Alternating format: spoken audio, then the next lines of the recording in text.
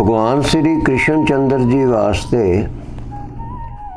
सतगुरु गोबिंद सिंह सच्चे पातशाह कृष्ण अवतार दसम ग्रंथ साहिब जी दे विच अपनी रचना तो लिखते ने, उत्तरियो अवतारन को अवतारी। सच्चे पातशाह जी ने 24 अवतारां दी कथा लिखी है। भगवान श्री विष्णु जी दे 24 अवतार, उन्हां विचों 20वां अवतार भगवान श्री रामचंद्र जी ਅਤੇ 21वां अवतार भगवान श्री कृष्ण चंद्र जी नूं लिखिया उत्थे, जिन्हां दे वास्ते लिखिया कि उतरियो अवतारन को अवतारी। वो भगवान श्री कृष्ण चंद्र जी दे माता जी कौन सन? माता देवकी जी, जिन्हां दे वास्ते श्री आदि ग्रंथ साहिब जी दे विच लिखिया होया है, धन धन तू माता देवकी। क्योंकि एक होर थां ते सच्चे पातशाह जी उच्चारण करते ने कि धन धन गुरु का पिता माता। सतगुरु दा माता ते पिता दोवें ही धन हुंदे ने। इस करके भगवान श्री कृष्ण चंद्र जी दे माता पिता जी नूं भी 10वें पातशाह जी ने उन्हां दे वास्ते भी लिखिया, और इत्थे श्री आदि ग्रंथ साहिब जी दे विच लिखिया होया है, धन धन तू माता देवकी। क्यों तू क्यों धन है? जिवें मैं पहलों आप जी नूं बेनती कीती है ना, धन धन गुरु का पिता माता। धन धन तू माता देवकी, जे ग्रे रमैया कवला पति। जी दे घर भगवान कवला कौन है? लक्ष्मी। लक्ष्मी दे पति कौन है? विष्णु जी। विष्णु जी जी दे घर प्रगट होए ने, ओ माता देवकी धन है। धन धन सो कुल, धन धन सो जननी, जिन गुरु जणिया माए। हुण भगवान श्री कृष्ण चंद्र जी दे वास्ते भाई गुरदास जी उन्हां नूं द्वापर दा सतगुरु लिखदे ने। द्वापर सतगुरु हर कृष्ण, हा हा हर हर नाम त्यावे। और इस शब्द दे विच जिहड़ा श्री आदि ग्रंथ साहिब जी दे विच धन धन ओ राम बेन बाजै, मधुर मधुर धुन अनहत गाजै। भगवान श्री कृष्ण चंद्र जी दी जिहड़ी बंसरी वजदी सी, ओहदी बड़ी मिठी धुन सी। धन धन मेघा रोमावली, धन धन कृष्ण ओडै कामली। जिस उन दी, जिस भेड़ दी उन दी कंबली भगवान श्री कृष्ण चंद्र जी ने अपने उपर लई, वो भेड़ भी धन है ते उन भी धन है। ते फिर धन धन बनखंड बिंद्रा बना, जा खेले श्री नारायणा। वो बिंद्राबन भी धन है, जिस बिंद्राबन दे विच कौन खेडदा? नारायण भगवान श्री कृष्ण चंद्र जी, जिहड़े कि प्रभु दा रूप ने। बेन बजावै, बंसरी बजाउंदे ने, ते फिर की हुंदा? गो धन चरै। जिहड़ा गऊ रूपी धन है, वो अनेकां गऊआं चरदियां ने। भगवान श्री कृष्ण जी बंसरी बजाउंदे ने, ते फिर नामे का स्वामी आनंद कर। गऊआं चरदियां ने, भगवान दी बंसरी नाल मोहियां जांदियां ने, भगवान दे कोल आ जांदियां ने। भगवान श्री कृष्ण जी उन्हों गऊआं नूं प्यार करदे ने ते बंसरी वजाउंदे ने, ते बंसरी वजाया गऊआं मोहियां जांदियां ने, ते भगवान उत्थे आनंद करदे ने। ते उस आनंद नूं लै के नामदेव जी ने ये शब्द उचारिया, ते ये शब्द श्री आदि ग्रंथ साहिब जी यानी कि गुरु ग्रंथ साहिब जी दे विच सच्चे पातशाह जी ने अपने हस्तकमलां नाल चढ़ा दिता। इस करके ये प्रवाणित है। हुण भगवान श्री कृष्ण चंद्र जी दे वास्ते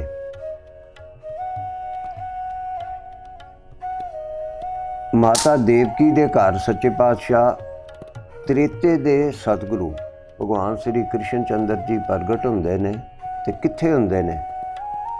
जेल दे विच, कारागार दे विच। उस कारागार दे विच भगवान श्री कृष्ण चंद्र जी प्रगट हुंदे ने ते माता देवकी नूं और पिता वासुदेव जी नूं ये डर है कि कंस ने मार देना इन्हां नूं। ते फिर की होया? फिर भगवान श्री कृष्ण चंद्र जी अपना एक स्वरूप विखाउंदे ने कि मैं कौन हाँ, जिहदे वास्ते 10वें पातशाह सतगुरु गोबिंद सिंह सच्चे पातशाह अपनी रसना तो उचारण करते हैं। संख गदा कर और त्रिशूल धरे तन कौच बड़े बड़ भागी। संख गदा कर और त्रिशूल धरे तन कौच बड़े बड़ भागी। नंदग है कर सारंग सारंग पीत धरै पट पै अनुरागी। सोई हुती जन्म्यो एहके गृह कै डर पै मन में उठ जागी। देवकी पुत्र ना जान्यो लख्यो हार कै। देवकी पुत्र ना जान्यो लख्यो हार कै। कै प्रणाम सो पायन लागी। माता देवकी जी ने भगवान श्री कृष्ण चंद्र जी का जदों भगवान विष्णु वाला एक स्वरूप वेख्या तो माता जी ने पुत्र नहीं समझिया। माता जी ने उन्होंने प्रभु रूप समझिया तो ये समझ के माता जी ने प्रणाम की। देवकी पुत्र ना जान्यो लख्यो हार कै प्रणाम सो पायन लागी। इहदी पहली तुक संख गदा। संख गदा कर, कर तो भाव हथ और त्रिशूल अते त्रिशूल फड़िया हथ विच।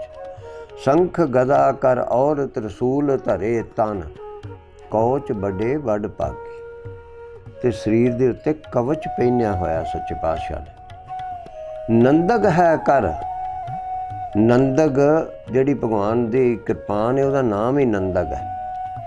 नंदग है कर सारंग सारंग। सारंग जिहड़ा है सारंग का अर्थ धनुष भी है और जिहड़ा भगवान विष्णु जी का धनुष है उसका नाम भी सारंग है।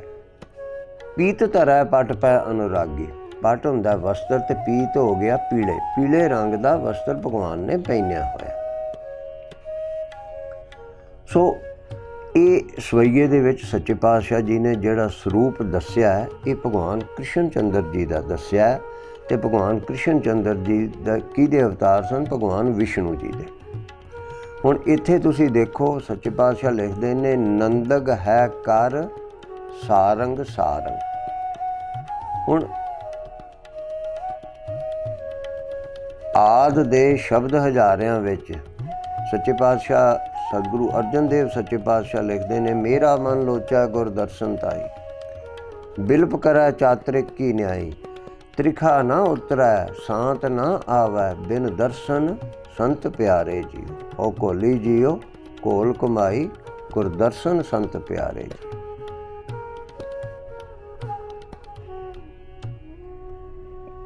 अगे की आउंदी है तो कि एक चिर होआ देखे सारिंग पानी। सारिंग पानी, पानी तो भाव हथ, हथ विच सारिंग नाम दा धनुष। सारिंग तो भाव धनुष। धनुष धारन वाले दा दर्शन कीते तो बिना मैनू चैन नहीं आउंदा। इत्थे भी आ गया नंदग है कर सारंग सारंग पीत धरै पट पै अनुरागी। सो इक्को ही रूप है, इक्को ही जोत है, इक्को ही रूप है। इसे करके भट्टां दे सोइयां दे विच उन्होंने लिखिया होया सतयुग तै माणियो छलियो बल बावन पायो। त्रेता तै माणियो राम रघुवंश कहायो। द्वापर कृष्ण मुरार कंस किर तारत कियो। उग्रसेन को राज अपै भगता जन दियो। कलयुग प्रमाण नानक गुरु अंगद अमर कहायो।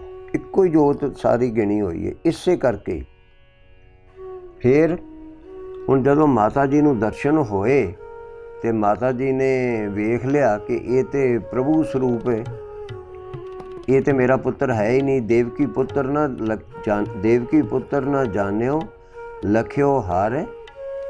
फिर की होया? भगवान श्री कृष्ण चंद्र जी ने लख्यो देव की हर मनै, लख्यो देव की हर मनै, लख्यो न कर कर तात। देवकी माता जी ने भगवान कृष्ण चंद्र जी नू हरी करके प्रभु रूप करके मन्निया, पुत्र करके नहीं मन्निया। तात तो भाव पुत्र। ते फिर अगली तुक बड़ी विशेष ध्यान देने वाली है। लख्यो जान कर, भगवान कृष्ण जी ने जदों ये समझ लिया कि माता जी ने तो मैनू पुत्र नहीं समझिया, माता जी ने तो मैनू प्रभु रूप ही समझ लिया। लख्यो जान कर मोह की तानी तान कनात। भगवान कृष्ण चंद्र जी ने ये समझ के कि माता जी ने तो मैनू प्रभु समझ लिया, पुत्र नहीं समझ लिया, माता जी दे उत्ते मोह दी कनात पा दिती। ते मोह दी कनात पाती ते फिर माता जी बन गए, ते कृष्ण जी फिर पुत्र बन गए। कृष्ण जन्म जब ही भयो, देवन भयो हुलास, सत्र सब अविनाश होए, हमको होए बिलास। भगवान श्री कृष्ण चंद्र जी का जदों अवतार होया, उदों सारे देवतियां ने बड़ियां खुशियां मनाइयां कि हुण सारे वैरी साडे नाश हो जाणगे ते सानू खुशी मिलेगी। आनंद सौ सब देवतन सुमन दीन वरखाए, शोक हरन दुष्टन दलन प्रगटे जग मोह आए। देवतियां ने खुश होके फुल बरसाए। क्यों?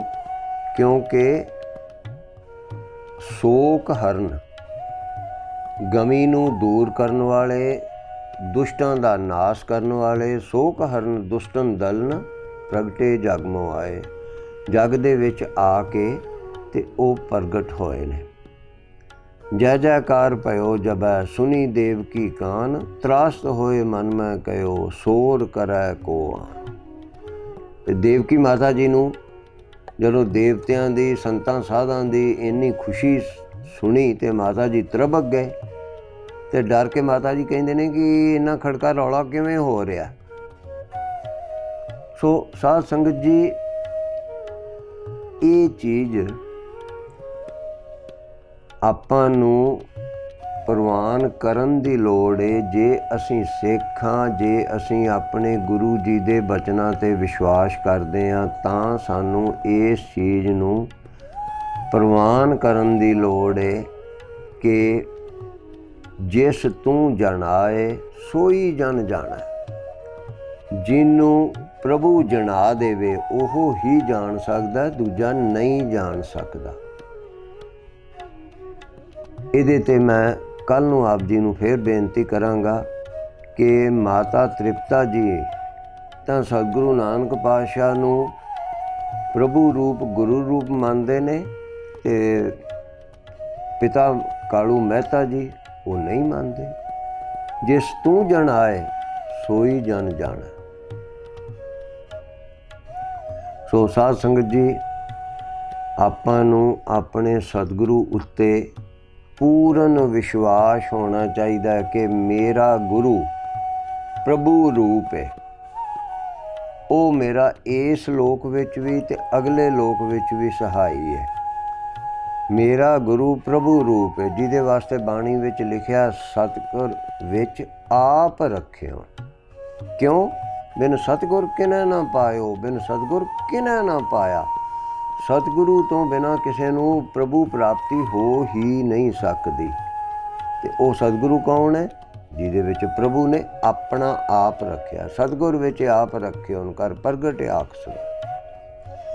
सो इस करके सतगुरु ते पूर्ण विश्वास करो। विश्वास नाल ही काम चलदा है। ते अगे सतगुर सिख का हलत पलत सवार है। सतगुरु सिख दा ये लोक ते अगला लोक भी सवार दिंदा। फिर सतगुरु की शक्तियां ने सतगुर दाता सबना वथू का, सारियां वस्तुआं दा देण वाला सतगुरु। ते सतगुरु प्राप्त काहदे नाल हुंदा? प्रेमा भगती नाल। कह कबीर जन भए खालसे, प्रेम भगत जे जानी। सो प्रेम वाली भगती करन दी लोड़ है। ਭਉ ਬਿਨ ਭਾਉ ਨਹੀਂ ਉਪਜੈ, ਭਾਉ ਬਿਨ ਭਗਤ ਨਾ ਉਪਜੇ ਤੇਰੀ। ਡਰ ਤੋਂ ਬਿਨਾ ਪ੍ਰੇਮ ਨਹੀਂ ਉਪਜਦਾ ਤੇ ਪ੍ਰੇਮ ਤੋਂ ਬਿਨਾ ਭਗਤੀ ਨਹੀਂ ਹੁੰਦੀ। ਸੋ 9 ਪ੍ਰਕਾਰ ਦੀਆਂ ਭਗਤੀਆਂ ਵਿੱਚੋਂ ਸਿੱਖੀ ਅਨੁਸਾਰ ਸਰਵੋਤਮ ਭਗਤੀ ਹੈ ਪ੍ਰੇਮਾ ਭਗਤੀ। ਉਹ ਭਗਤੀ ਕਰੋ ਤੇ ਫਿਰ ਕੀ ਕਰੋ, ਸਤਿਗੁਰ ਕੀ ਗੁਰ ਕੀ ਮੂਰਤ ਮਨ ਮੈਂ ਧਿਆਨ। ਗੁਰੂ ਦੀ ਮੂਰਤੀ ਆਪਣੇ ਅੰਦਰ ਹਿਰਦੇ 'ਚ ਵਸਾਓ। ਸਤਿਗੁਰ ਕੀ ਮੂਰਤ ਹਿਰਦੇ ਵਸਾਏ ਤੇ ਫਿਰ ਕੀ ਹੋਏ, ਮਨ ਇੱਛੇ ਸਹੀ ਫਲ ਪਾਏ। ਜੋ ਚਾਹੀਦਾ ਹੋਵੇ ਸੰਸਾਰ ਤੇ ਉਹ ਹੀ ਮਿਲੇਗਾ। ਪਰ ਜੇ ਅੰਦਰ ਵਸਾਵਾਂਗੇ, ਹੁਣ ਅੰਦਰ ਵਸਾਉਣਾ ਤੇ ਬੜਾ ਔਖਾ ਨਾ। ਅੰਦਰ ਤੇ ਹੋਰ ਬੜੀਆਂ ਚੀਜ਼ਾਂ ਦਾ ਭਰਿਆ ਪਿਆ ਤੇ ਗੁਰੂ ਅੰਦਰ ਕਿੱਥੋਂ ਵਸੇ? ਕੁਛ ਖਾਲੀ ਕਰਾਂਗੇ ਤਾਂ ਹੀ ਹੈ। ਸੋ ਸਾਧ ਸੰਗਤ ਜੀ, ਇੱਕ ਚਿੱਤ ਜੇ ਇੱਕ ਛਿਨ ਧਿਆਇਓ, ਇੱਕ ਛਿਨ ਹੈ, ਉਹ ਵੀ ਆਪਣਾ ਚਿੱਤ ਨਹੀਂ ਟਿਕਦਾ।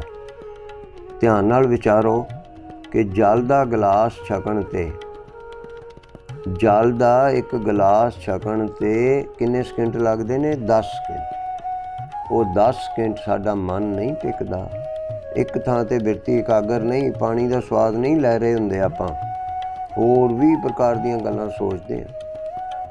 ਇਸ ਕਰਕੇ ਬਿਰਤੀ ਟਿਕਾਉਣ ਦੀ ਕੋਸ਼ਿਸ਼ ਕਰੋ, ਗੁਰੂ ਦੀ ਮੂਰਤ ਆਪਣੇ ਅੰਦਰ ਵਸਾਉਣ ਦੀ ਕੋਸ਼ਿਸ਼ ਕਰੋ ਤੇ ਫਿਰ ਜੋ ਇੱਛਾ ਹੋਵੇ ਗੁਰੂ ਉਹ ਹੀ ਦੇ ਸਕਦਾ ਨਾ, ਤਾਂ ਉਹ ਹੀ ਮਿਲਦਾ। ਸੋ ਸਾਧ ਸੰਗਤ ਜੀ, ਸਾਰੇ ਹੀ ਆਖੋ ਧੰਨ ਸਤਿਗੁਰੂ ਪ੍ਰਤਾਪ ਸਿੰਘ।